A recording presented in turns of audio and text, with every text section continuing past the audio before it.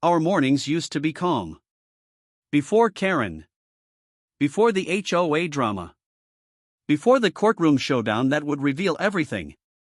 That morning, my wife, Emily, sat on the porch swing with a cup of peppermint tea. She was 7 months pregnant, blowing in the gentle sunlight, one hand resting over our soon-to-arrive baby girl. I stood at the end of the driveway, loading boxes into my truck for the donation center. Quiet. Normal. Peaceful. Then the sound that ruins every peaceful morning began, the sharp clack-clack-clack of HOA Karen's heels marching toward us on the sidewalk like a summons from the underworld. She always walked like she owned the street. And everyone on it. Emily whispered, "Oh no, she's coming." Her shoulders tensed. Not from fear. But from stress. And I hated that. Karen stopped right at our property line, not 1 inch further, because she loved rules more than empathy. She crossed her arms. "Emily, we need to talk." My wife looked up politely. "Good morning, Karen." Karen lifted her chin. "Not really." She held a stack of HOA violation notices like they were arrest warrants. "I'm issuing your household 6 new citations." Emily blinked. "For what?" Karen clicked her tongue. "For improper porch decorations, unauthorized plant arrangements, driveway clutter, unsanctioned yard seating." I interrupted. "Karen, that's a porch swing. It's been here for 3 years." "Well," she snapped, "now it's against regulation." Emily took a slow breath. Stress wasn't good for her. For the baby. And Karen knew she was pregnant, she just didn't care. Karen stepped closer, eyes narrowing on my wife's stomach. "And you're still doing physical tasks? In your condition?" She said it like pregnancy was a disease.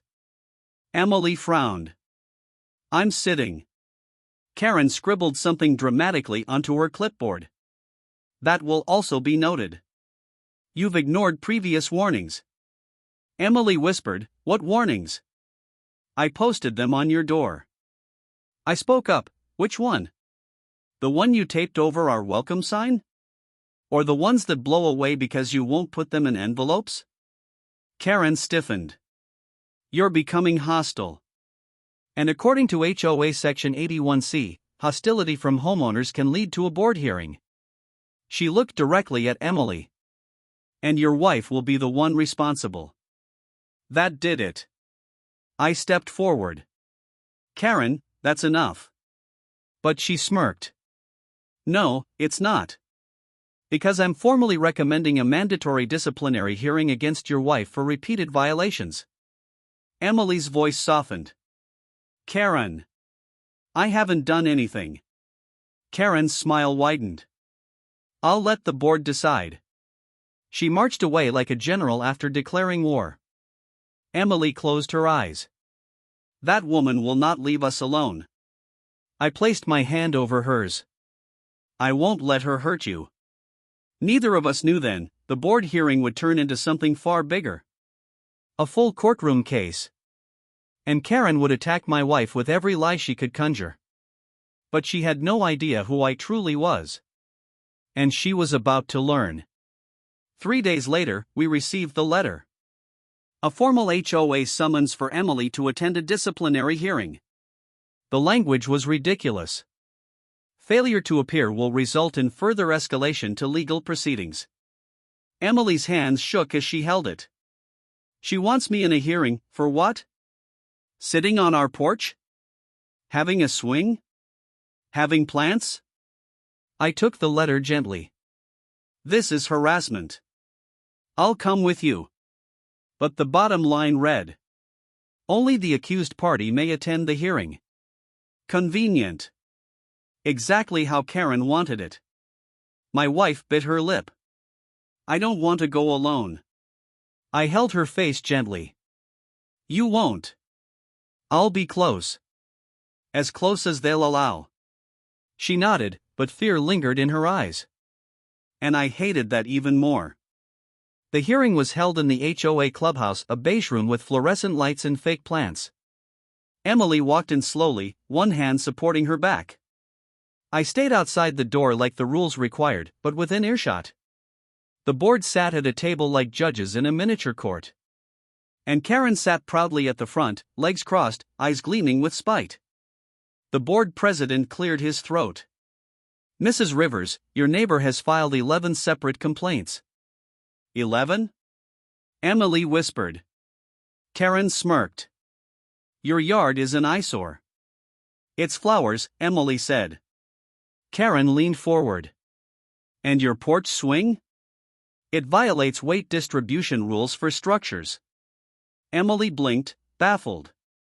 No one has ever said that. Because you've been ignoring notices, Karen snapped. Emily shook her head. I've gotten none. Karen pretended to gasp. Are you accusing the HOA of lying? The board murmured disapprovingly. Emily's breathing tightened. Stress rising. The president spoke again. Given the pattern of disrespect and violations, we may have no choice but to escalate this case to the municipal court. Emily paled. Karen smiled like a wolf. The president continued, if found guilty of HOA misconduct, you may face fines, restrictions, or forced removal. Forced removal? Emily gasped. I'm pregnant. Karen shrugged. Not my problem. That was it. I pushed the door open. Karen's eyes widened. You aren't allowed in here. I stepped inside calmly. Meeting's over. The board president stood. You can't interfere. Actually, I said, pulling out my badge, I can. Karen froze. Mouth open. Eyes locked on the badge. Because only now did she learn. I wasn't just some husband. I wasn't just a homeowner. I was the chief investigator for the county sheriff's office. And every lie she told, every unlawful trap she set, every harassment against a pregnant woman was now MY jurisdiction. The moment my badge flashed in the fluorescent light, Karen's smirk collapsed into something I had never seen on her face before. A fear, her rigid posture melted. Her pen slipped from her hand. For the first time since we moved into this neighborhood, Karen didn't look superior. She looked exposed. The HOA board president stuttered, "Yes, sir, we weren't aware." I held up a hand. You've held a disciplinary hearing against a pregnant woman for porch flowers and a swing? The room went silent. Karen's eyes darted back and forth. She violated the community code. I fixed my eyes on her, and you illegally restricted my presence in the hearing. You misrepresented notices that were never delivered. You attempted to intimidate a pregnant woman. I angled closer, and you filed false allegations. 11 of them. Karen stepped back. That's not, I would never, she's lying. Emily looked at me, voice small but steady. I didn't do anything they said. I really didn't. You don't have to explain anything, I said softly. Karen's hands trembled. Well, this is an HOA matter. Why you can't interfere? I raised an eyebrow. I'm not interfering. I'm investigating. Karen's face drained of color. I addressed the HOA board directly. By law, any formal hearing must involve documented evidence, proper notice, and neutrality from all board members. The board president swallowed hard. Yes, well, we attempted to. No, you didn't, I said. You let a personal vendetta drive this entire case. Karen's voice cracked. It wasn't personal. I turned to her. Then why did you file 11 violations, all on the same day, all handwritten, all without timestamps, all unsupported by photographs? Karen sputtered. I saw them with my own eyes. That's not evidence. The board members exchanged nervous glances. I placed my badge on the table. Let me make something clear. This is harassment. This is intimidation. This is abuse of a pregnant woman. Karen's jaw trembled. The board president whispered, This could turn into a legal issue. It already is, I said, and then Karen cracked, Fine. I'll drop the violations. Happy? But she wasn't done, because Karen was the kind of person who always escalated when she felt cornered, and Emily and I had no idea that she was about to take this fight far beyond the HOA, into real court. With real judges. Real consequences. And real danger. 3 weeks passed, life returned to normal, almost. Emily's belly grew. The baby kicked more. We set up the nursery with mint green walls and tiny white stars. Everything felt right again, until the courthouse envelope arrived, thick. Official. Stamped. Emily read it first, her hands began to shake. She handed it to me silently. Inside, you were ordered to appear in county court for hearing regarding community misconduct. Emily's voice cracked. She filed a lawsuit against me.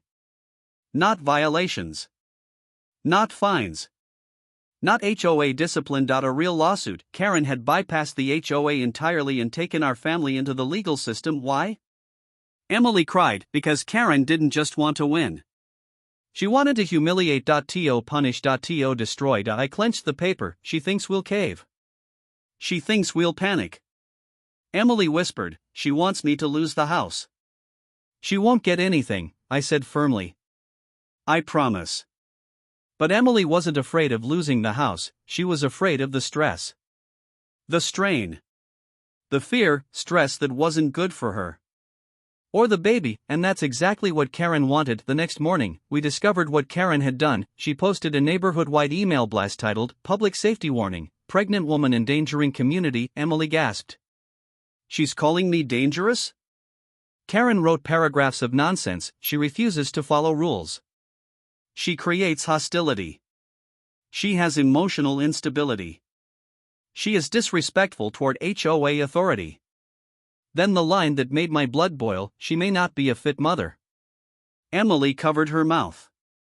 Tears filled her eyes. I had seen my wife cry only twice in our entire relationship. This was the third. I pulled her close. She will pay for this. Not revenge. Not anger, justice, because Karen had crossed the line from annoying to cruel, and she didn't know the kind of man she was up against. A man who understood the legal system better than any HOA board member ever would. A man who trained officers. A man who taught prosecutors how to read evidence. A man who worked inside the very courtroom she was dragging us into, and she had no idea, because the courtroom was about to reveal everything. The night before the hearing, Emily had trouble sleeping. She curled up on my chest, rubbing her belly gently. What if she twists everything? What if the judge believes her? I smoothed her hair. Judges don't believe lies. They believe evidence. But what if I kissed her forehead? Emily. Listen. You're going to walk into that courtroom with your head high. She looked up at me. You're not scared at all, are you?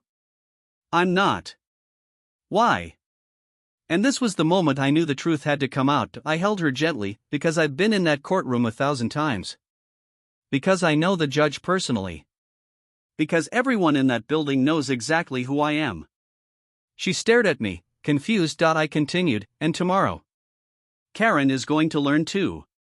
The courtroom went silent for a moment that felt like an hour. My wife stood there calm, composed, even graceful, one hand resting on her stomach.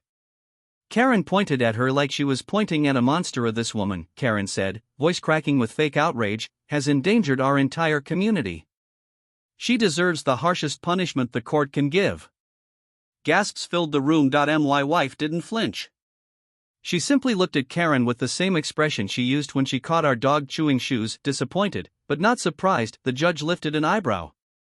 You're asking for extreme measures, for an HOA violation? Karen puffed herself up. For multiple violations. She knowingly disregarded the rules. I clenched my jaw. Karen wasn't after justice. She was after humiliation, and she had no idea what was coming. Karen's voice rose until she was practically screeching. She thinks she's above the HOA. She thinks she's special just because she pointed at my wife's stomach. My wife stepped forward. Because I'm expecting a child? Or because I dared speak up? Karen slammed her binder on the podium. Because you think you can walk in here with your little attitude and avoid consequences. My wife blinked slowly. I just asked you to stop shouting at me in my driveway. And that, Karen barked, is grounds for rule enforcement. The judge rubbed his temples. You're filing a punitive action because the defendant asked you not to yell? Karen raised her chin. Yes, Your Honor. People like her need to learn their place. The entire courtroom murmured, people like her, yeah. She was digging her own grave. The judge leaned forward, finally done with the theatrics. Mrs. Keller, he said slowly, do you have any actual evidence of wrongdoing? Karen smiled like she'd been waiting for that. Oh, I have lots of evidence. She reached down, opened a giant binder, and dumped an avalanche of photos on the table. The judge squinted. Is that a picture of her planting flowers? Karen nodded firmly, and this one, the judge continued. Her walking her dog? Karen gasped. Exactly. On my street. The judge closed the binder. The entire courtroom erupted into laughter except Karen, whose face turned cherry red. She pointed at the judge. You think this is funny? I demand higher authority review. Oh, Karen. If only she knew who she was talking to. The bailiff took a step forward, not threatening, not aggressive. Just ready. Karen didn't notice, she was too busy screaming, this entire community is falling apart because you people don't enforce rules. She needs to be made an example. My wife whispered toward me, should we tell her now? I shook my head. No. Let the judge do it. It'll be better. The judge leaned back. Mrs. Keller, you keep insisting on the highest possible punishments. Do you even know who you're accusing? Karen scoffed. No, and I don't care. She's just some entitled. The judge raised a hand. That woman is married to the chief federal aviation investigator for this region. The courtroom froze. Karen blinked. My wife smiled gently. I adjusted my uniform jacket. Hi, I said calmly. Didn't realize we hadn't formally met. Karen's knees nearly buckled. Karen grabbed her purse and tried to make a break for the exit. Nope. The bailiff stepped in front of her. Firm, calm, immovable. Karen squeaked like a startled hamster. This isn't fair, she cried. I didn't know who she was. The judge tapped his gavel. Knowledge of identity does not determine guilt or innocence. But your false statements, harassment, and abuse of authority do. Karen froze, and since you escalated a civil complaint into a dangerous confrontation, the judge continued, you are now under investigation for misconduct and obstruction. Karen's face melted. Wait, what? No. You can't do that. I run the HOA. The judge exhaled slowly. That is exactly the problem. The judge looked at my wife. Ma'am, would you like to make a statement before I conclude? My wife stepped forward, gentle but steady. Her voice was calm, the kind that silences a room. Your Honor. I don't want vengeance. I don't want her punished harshly. I just want her to stop harassing people who haven't done anything wrong. She placed a hand on her stomach. I'm about to become a mother. I don't want my child growing up in a neighborhood ruled by fear. The judge nodded slowly. This court appreciates your restraint. Karen covered her face with trembling hands. Mrs. Keller, the judge said, your actions were malicious, baseless, and dangerous. Karen sniffed loudly. I hereby dismiss all charges against the defendant. Karen made a choking sound, and order a full review of your conduct by city authorities, including the legality of your position in the HOA. Karen collapsed into her chair. The courtroom applauded. The judge looked at us. You two may go. And congratulations on your upcoming child.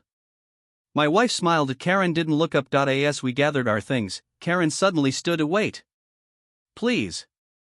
I didn't mean any harm. I was only doing my job. The bailiff placed a hand gently but firmly on her shoulder. Ma'am, let's go. Court is over. She twisted back toward me and my wife. Please. You don't understand. If they investigate me, they'll take everything.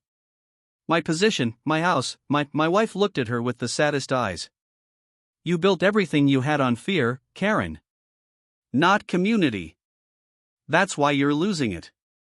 Karen sank to her knees as the bailiff led her away. The courtroom doors shut behind her with a soft thunk. It was over outside. The sunlight hit my wife's face beautifully. She took a deep breath.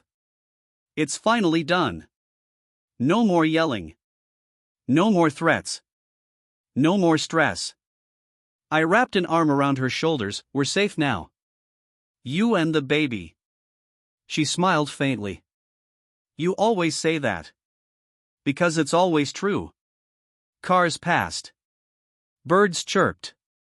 The world felt peaceful again. For the first time in months, my wife wasn't looking over her shoulder. An elderly woman walked toward us. I recognized her, one of the HOA board members. She held her purse tightly. Her voice trembled. I want to apologize on behalf of the board. We didn't know the extent of Karen's behavior. My wife nodded softly. I appreciate that. She threatened us too, the woman whispered. Said she'd remove anyone who questioned her. We were scared. My wife placed a gentle hand on her arm. You don't have to be scared anymore. The woman nodded, tears in her eyes. Thank you. And, congratulations on your baby. She walked away slowly, relief washing over her face. Weeks later, life returned to normal. Then, one morning, an envelope arrived. HOA leadership vote results. My wife opened it, her eyes widened, then she burst out laughing. I leaned over. What? What is it? She handed me the paper. By unanimous vote, Karen has been removed from the HOA. A temporary council has been established. I whistled. Well, that was fast. My wife rubbed her belly. I hope this neighborhood becomes a safe place for our child. It will, I said, kissing her forehead. Because now the community has a voice again. A month later, we saw a moving truck across the street. Karen was behind the window, packing boxes slowly, shoulders slumped. My wife frowned. I don't wish her misery. I just wanted her to stop hurting people. I know, I said. And you handled it with more grace than she ever deserved. Karen looked out the window and saw us. For once, she didn't glare. She didn't shout. She didn't threaten, she just looked tired, maybe even regretful. Then she closed the curtains. That evening, my wife and I sat outside on the porch. She rested her head on my shoulder. Do you think she'll change? She asked softly. Maybe, I said. But even if she doesn't, that's her story. I placed my hand gently on her belly. Ours is beginning. She smiled, eyes shining, and for the first time in a long time, there was peace. The wind was calm. The sky glowed orange. And the neighborhood finally felt like home. The end.